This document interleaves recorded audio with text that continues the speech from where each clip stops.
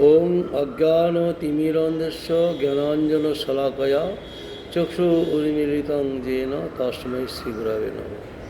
বাঞ্ছাকল্পতরুভ্যশ্চ কৃপা সিন্ধুভ্যৈব চ পতিতানাং পাবনেভ্যো বৈষ্ণবেভ্যো নমঃ। শ্রীকৃষ্ণ চৈতন্য প্রভু নিত্যানন্দ শ্রী অদ্বৈত গদাধর শ্রীবাসাদি শ্রী গৌর ভক্তবৃন্দ। হরে কৃষ্ণ কৃষ্ণ কৃষ্ণ হরে হরে, হরে রাম রাম রাম হরে হরে। আজকে শ্রীল শ্রীবাস পণ্ডিতের আবির্ভাব তিথি পূজা মহোৎসব।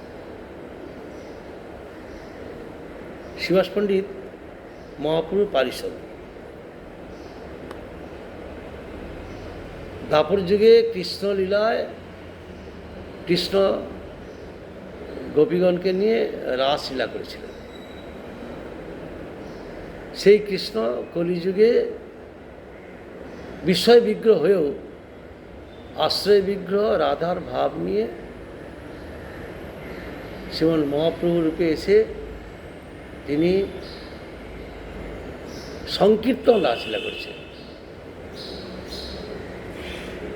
কলিযুগে ধর্ম হয় নাম সংকীর্তন, এতদর্থে অবতীর্ণ শ্রী শচীনন্দন সংকীর্তন রাস।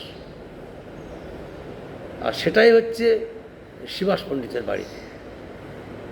এই জন্য শ্রীবাস পণ্ডিতের বাড়িটাকে বলা হচ্ছে সংকীর্তন রাসস্থলী। শ্রীকৃষ্ণ চৈতন্য প্রভু জীবে দয়া করি সপারিষদ সিংহধাম সহবতরী। সেই কৃষ্ণ রাধে গোপীগণ এই কলিযুগে মহাপ্রভু তার সমস্ত পারিষদবৃন্দ রূপে এসেছেন। সংকীর্তন রাস মহাপ্রভুর নির্দেশ আছে। তৃতীয় শ্লোকে বলেছেন, তৃণাদপি শুনিচ তররূপী সহিষ্ণু অমানি মানত কীর্তনীয় সদা।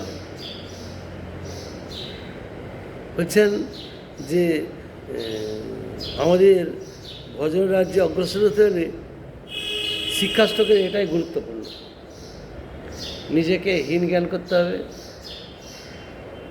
তিনের মতো নীচ। তিনকে মারিয়ে গেলে যেমন কিছু বলে না, গাছকে কেটে দিলে কিছু বলে না, সেরকম সহিষ্ণু আর নিজে মানহীন অন্যকে শিক্ষাদান করে। পঞ্চতত্ত্ব আত্মকং কৃষ্ণং ভক্তরূপ স্বরূপকং ভক্তাবতারং ভক্তাক্ষং নমামি ভক্ত শক্তিগম। এসমম হৃদ মন্দিরে শ্রীগৌর হরি পঞ্চতত্ত্ব রূপে তোমায় দেখবো আমি নয়নতে। মহাভাগবত গ্রন্থের কথা। তাহলে ভগবান নিজেই পঞ্চতত্ত্ব রূপে বিহার করছে। শ্রীকৃষ্ণ চৈতন্য স্বয়ং কৃষ্ণ, তার অভিন্ন দেহ বলদেব তত্ত্ব এখানে নিত্যানন্দ, মহাবিষ্ণুর অবতার অদ্বৈত আচার্য,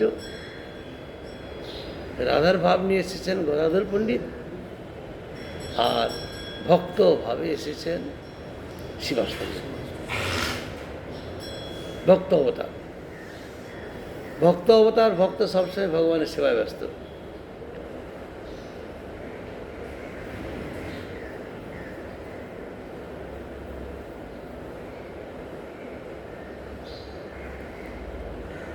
শ্রীবাস পণ্ডিতের বাড়িতে কপাট বন্ধ করে পুজো করছেন।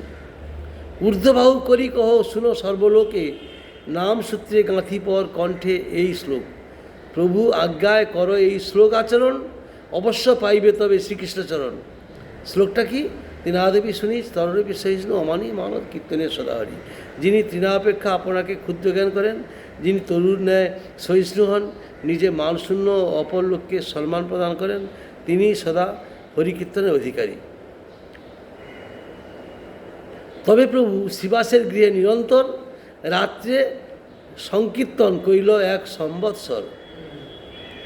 শ্রীবাস পণ্ডিতের গৃহে মহাপ্রভু ভক্তগণকে নিয়ে কীর্তন করেন।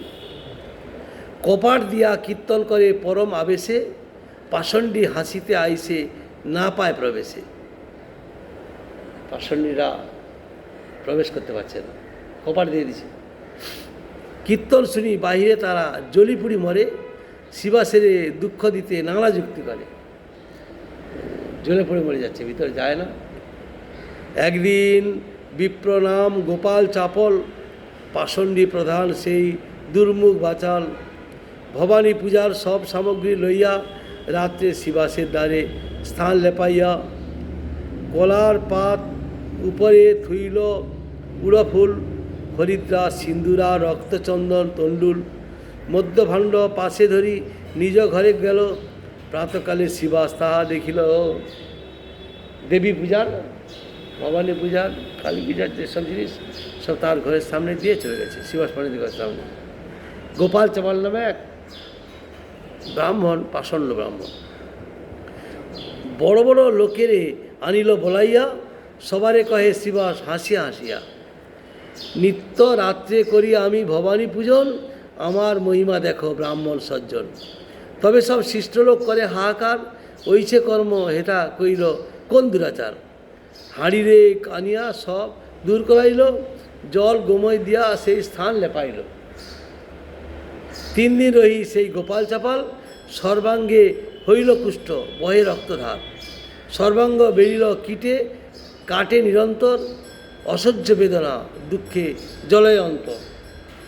এই যে বৈষ্ণব অপরাধ, তারপরে সব গঙ্গাঘাটে বৃক্ষতলে রহে তো বসিয়া, একদিন বলে কিছু প্রভুকে দেখিয়া, গ্রাম সম্বন্ধে আমি তোমার মাতুল, ভাগিনা মুই কুষ্ঠ ব্যাধিতে হইয়াছি ব্যাকুল।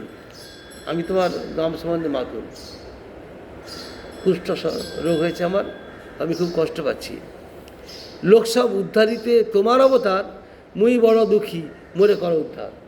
তুমি তো লোকজনকে উদ্ধার করার জন্য এসেছো, দুঃখীদেরকে, আমাকে উদ্ধার করো। এত শুনি মহাপ্রভু হইল ক্রুদ্ধ মন, ক্রোধাবেশে বলে তারে তর্জন গর্জন বর্চন। আরে পাপী ভক্ত দেশি, তোরে না উদ্ধারিমু, কোটি জন্ম এই মতে কিরায় খাওয়াইমু। শিবাসে করাইলি তুই ভবানী পূজন, কোটি জন্ম হবে তোর রৌরবে পতন। তাহলে ভক্তের চরণে অপরাধ করলে ভগবান কিছু করতে হবে। পাষণ্ডী সংহারিতে মোর এই অবতার, পাষণ্ডী সংহারী ভক্তি করিমু সঞ্চার। এত বলি গেলা প্রভু করিতে গঙ্গা স্নান, সেই পাপী দুঃখ ভোগে না যায় পরাণ।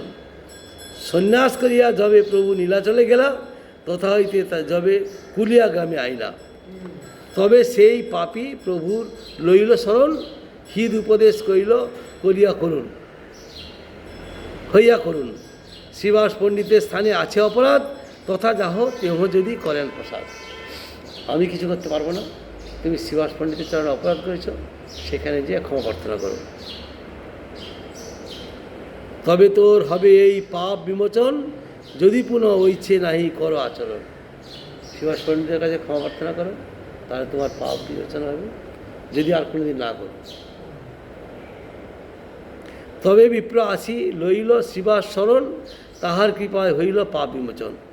আরেক বিপ্র আইল কীর্তন দেখিতে, দ্বারে কপাট না পাইল ভিতরে যাইতে। ফিরি গেল বিপ্র ঘরে মনে দুঃখ পাইয়া, আর দিন প্রভুকে কহে গঙ্গা দেখিয়া। দুঃখ পেয়ে ফিরে গেছে, এবার প্রভুকে একদিন বলছেন, অন্য একদিন দুঃখের কথা। সাপিব তোমারে মুই পাইয়াছি মনোদুঃখ, পৈতা ছিন্ডিয়া সাপে প্রচণ্ড দুর্মুখ। সংসার সুখ তোমার হোক বিনাশ, সাপ শুনি মহাপ্রভু হইল উল্লাস। পৈতে দিয়ে আছেন তোমার সংসার সুখ বিনাশ হোক, সংসারে তুমি সুখ পাবে না। মহাপ্রভু আনন্দে নৃত্য করছেন। প্রভুর সাপ বার্তা শুনে হইয়া শ্রদ্ধাবান, ব্রহ্ম সাপ হইতে তার হয় পরিত্রাণ। মুকুন্দ দত্তে কইল দণ্ড প্রসাদ, খণ্ডিল তাহার চিত্তে সব অবসাদ। এখন সেই অভিশাপ দিচ্ছেন কি, তোর সংসার সুখ চলে যাও। সংসার সুখ চলে গেলে তিনি তো সন্ন্যাস নিয়ে ভগবানের ভোজ করতে হবে। সংসার তো অশান্তির মূল, সংসারতে মায়ার কারাগার, তার থেকে উদ্ধার পেতে হবে। আশীর্বাদ যেটা করছে খুব আনন্দ মেনে নিতে। আরেক দিন হচ্ছেন আরেকটা বলছেন মুকুন্দ দত্তের অনুগ্রহ করলেন। মহাপ্রভু মহাপ্রকাশের দিবস, মুকুন্দ দত্ত দ্বারে বাইরে পড়িয়াছিলেন। প্রভু এক এক করিয়া অন্য ভক্তগণকে প্রসাদ করিলে তাহারা মুকুন্দ দত্ত বাইরে আছে একথা প্রভুকে জানাইলেন। প্রভু কহিলেন, আমি মুকুন্দ দত্তের প্রতি শীঘ্র প্রসন্ন হইব না, কেননা সে ব্যক্তি ভক্তগণের নিকটে শুদ্ধ ভক্তির কথা বলে এবং মায়াবাদীদের নিকটে বসিয়া যোগ বাশিষ্ঠ লিখিত মায়াবাদ স্বীকার করে, তাহাতে আমার সর্বদা দুঃখ হয়। মানে মুকুন্দ খড়ছাটিয়া, যেখানে যায় সেখানে তার গুণগান করে, মানে পাঁচ মিশালি। ওই আমার দুঃখ হচ্ছে। মুকুন্দ দত্ত বাহির হইতে সেই কথা শুনিয়া কহিল, ধন্য আমি, যেহেতু জগৎ উত্তরণ মহাপ্রভু শীঘ্র না করুক, কোনো কালেও আমার প্রতি কৃপা করিবেন। মুকুন্দ দত্তের মায়াবাদীর সঙ্গ পরিত্যাগে দৃঢ়তা জানিতে পারিয়া প্রভু তাহাকে তৎক্ষণাৎ নিকটে আনাইয়া প্রসন্নতা প্রকাশ করিলেন। এই কার্যে মায়াবাদী সঙ্গরূপ অপরাধের দণ্ড দানপূর্বক শুদ্ধ ভক্ত সঙ্গের ফলস্বরূপ প্রসাদ করিলেন। মুকুন্দকে কৃপা পাবে না। তখন বলছেন, তাহলে কোনোদিন পাবো না? তো সবাই ভক্তরা বলছেন, তখন বলছে, ও পাবে কোটি জন্ম পরে। বলে, আমি তো পাবো, কোটি জন্ম পরে হলেও পাবো। তখন শুনে মুকুন্দ আনন্দে নৃত্য করছেন যে আমি তো পাবো, না তো বলেন না। তারপরে মহাপ্রভু বললেন, ওকে ডাকো, ওর কোটি জন্ম হয়ে গেছে। তা এই যে দৃঢ় বিশ্বাস, অবশ্যই মহাপ্রভু আমাকে কৃপা করবেন, এই দৃঢ় বিশ্বাসের ফলে মুকুন্দকে কৃপা করলেন।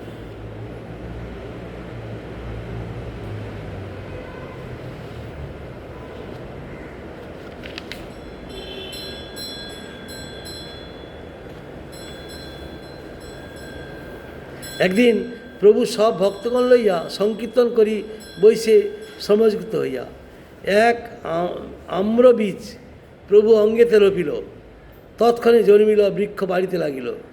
দেখিতে দেখিতে বৃক্ষ লাগিল ফলিতে, পাকিল অনেক ফল, সবেই বিস্মিতে। 102 ফল প্রভু শীঘ্র পাড়াইল, প্রক্ষালন করি কৃষ্ণে ভোগ লাগাইল। রক্ত পীতবর্ণ নাহি অষ্টি বলকল, একজনের পেট ভরে খাইলে এক ফল। দেখিয়া সন্তুষ্ট হইলা শশীনন্দন, সবাকে খাওয়াইল আগে করিয়া ভক্ষণ। এসব সমস্ত কাহিনী মহাপ্রভু আছে সমস্ত। একদিন প্রভু শিবাসেন আজ্ঞা দিল, বৃহৎ সহস্রনাম পড়ো, শুনিতে মন হইল। বৃহৎ সহস্রনাম পড়ো।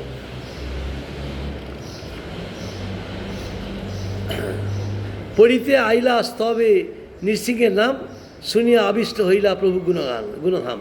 নৃসিংহ আবেশে প্রভু হাতে গদা লইয়া পাষণ্যি মারিতে যায় নগরে ধাইয়া। ওই যে নৃসিংহ স্তব করছেন শিবাস, তাতে মহাপ্রভু নৃসিংহ আবেশে, এবারে নৃসিংহ আবেশে দেখি মহা তেজময়, পথ ছাড়ি ভাগে লোক পাইয়া বড় ভয়। লোক ভয় দেখি প্রভুর বাহ্য হইল, শিবাস গিয়েতে গিয়া গদা ফেলাইল। শিবাস গিয়েছে আবার গদা ফেলে দিল। শিবাসের কহেন প্রভু করিয়া বিষাদ, লোক ভয় পায় মোর হয় অপরাধ। শিবাস বলেন, যে তোমার নাম লয় তার কোটি অপরাধ সব হয় ক্ষয়। অপরাধ নাহি কইলে লোকের নিস্তার, যে তোমা দেখিল তার ছুটিল সংসার। এত বলি শিবাস করিল সেবন, তুষ্ট হইয়া প্রভু আইলা আপন ভবন।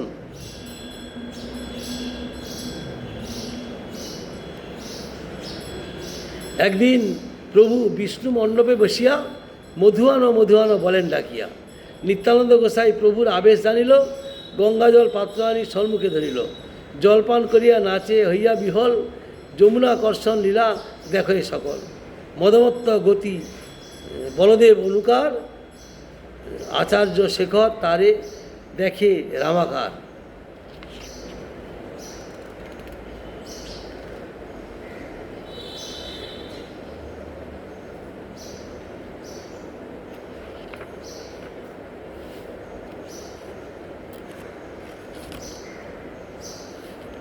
একদিন শিবাসের মন্দিরে গোসাই নিত্যানন্দের সঙ্গে নৃত্য করে দুই ভাই। শিবাস পণ্ডিতের গৃহে নিত্যানন্দ মহাপ্রভু নৃত্য করছেন। শিবাস পুত্রের তাহা হইল পরলোক, তবু শিবাসের চিত্তে না জন্মিল শোক। ছেলে মারা গেছে।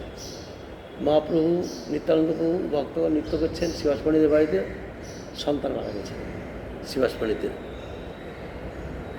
তাতে কি হলো, শ্রীবাস কীর্তনের রসভঙ্গ ভয়ে সকলকে শোক প্রকাশ করিতে নিষেধ করায় অধিক রাত্রি পর্যন্ত মহাপ্রভু নিত্য কীর্তন করিলেন। শ্রীবাস পণ্ডিত যখন কান্নাকাটি শুরু হয়েছে, শ্রীবাস পণ্ডিত ভিতরে যেয়ে বলছেন, এই তোমরা কাঁদছো কেন? না, ছেলেটা মারা গেছে। এটা কার ছেলে? তিনিই পাঠিয়েছেন, তিনি নিয়ে নিয়েছেন। ভগবান নৃত্য করছেন, নৃত্যে যদি ব্যাঘাত হয় তাহলে আমি কিন্তু গঙ্গায় ঝাঁপ দিয়ে প্রাণ ত্যাগ করবো। তোমরা কান্না বন্ধ করো।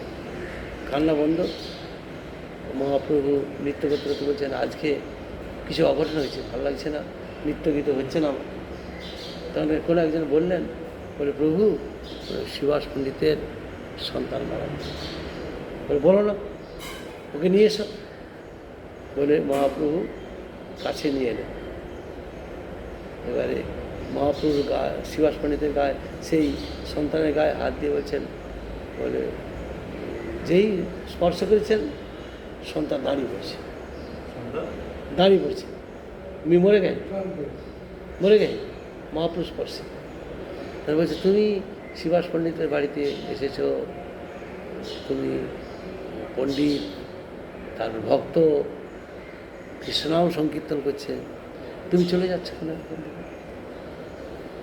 বলছে, প্রভু আমাকে যতদিনের জন্য শ্রীবাস পণ্ডিতের বাড়িতে সন্তানরূপে পাঠিয়েছিলেন ততদিন ছিলাম, আমার কর্ম শেষ, এবার আপনি যেখানে পাঠাবেন সেখানে যাব।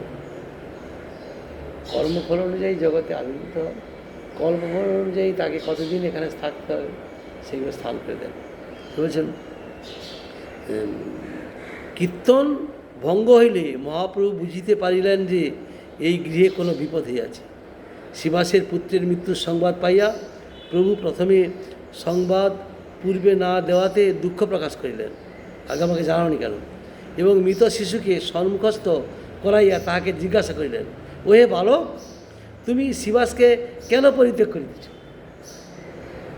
মৃত শিশু বলিল, আমার যে কয়দিন শ্রীবাসের গৃহে নিবন্ধ ছিল সে কয়দিন অতিবাহিত হয়, এখন তোমার ইচ্ছা মতে অন্যত্র যাইতেছি। যা কিছু ভগবানের ইচ্ছায়, সব কিছু যা কিছু করান ভগবানের ইচ্ছায়। গীতায় বলছেন না, ঈশ্বর সর্বভূতানাং হৃদ্দেশে অর্জুন তিষ্ঠতি ভ্রাময়ান সর্বভূতানি যন্ত্রাণী মায়া। পুতুলকে যেমনভাবে সাজানো হবে উপরে সেই রকমভাবে তাকে নাচানো হবে, সেরকমভাবে আমি যেমন কর্ম করব ভগবান সেই রূপভাবে ফলদান করবে। সেখানে আপনি আমাকে যেখানে পাঠাবেন সেখানে যাব। আমি তোমার নিত্যানুগত অস্বতন্ত্র জীব, তোমার ইচ্ছায় অতিরিক্ত আমার কিছু করিবার অধিকার নাই। মৃত শিশুর এই বাক্য শুনিয়া শ্রীবাসের পরিবারবর্গের দিব্যজ্ঞান হইল, আর শোক রইল না। তদন্তর মৃত শিশুর সৎকার হইল। প্রভু শ্রীবাসকে কহিলেন, তোমার যে পুত্র ছিল সে ছাড়িয়া গেল, আমি ও নিত্যানন্দ তোমার নিত্যপুত্র, তোমাকে কখনোই ছাড়িতে পারিব না। এইরকমভাবে শ্রীবাস পণ্ডিতের আজকে আবির্ভাব তিথি। অনেক কিছু মহাপ্রভুর পুরো সম্পূর্ণ যা বিলাস ওই শ্রীবাস গৃহে, সংকীর্তন রাসস্থলী, শ্রীবাস বাঞ্ছা কল্পতরুবশ কৃপা সিন্ধু ভয় বচন পতিতানাং পাবনেভ্যো বৈষ্ণবেভ্যো নমঃ।